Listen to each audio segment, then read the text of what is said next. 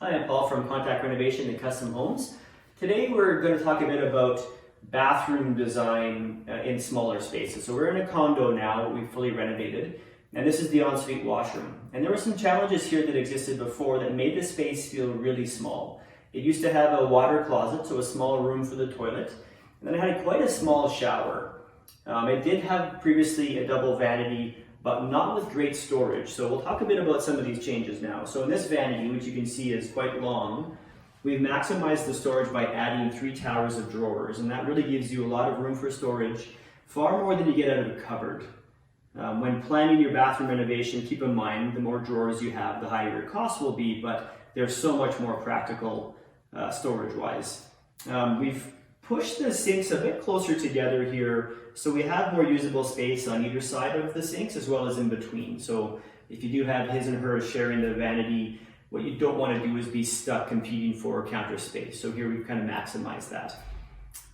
Into the rest of the space here with the shower, the client wanted a very large shower, but we still wanted some privacy for the toilet. So we created a pony wall here, which serves as a good separation between the shower and the toilet, gives some privacy, as well as gives a bit of structural support to the shower unit itself. She did not want a built-in bench. She plans to add a piece of furniture to use as a bench, so we've made a 5-foot shower which gives lots of space. We've also incorporated the built-in towel bar, and that helps again to keep the towel close to you as you get out of the shower without the need to reach across to the other side of the bathroom. We've also added in this washroom, there's a French door, a glass sliding pocket door that allows lots of natural light into the bathroom. And that helps again to light up the space and make it feel nice and bright.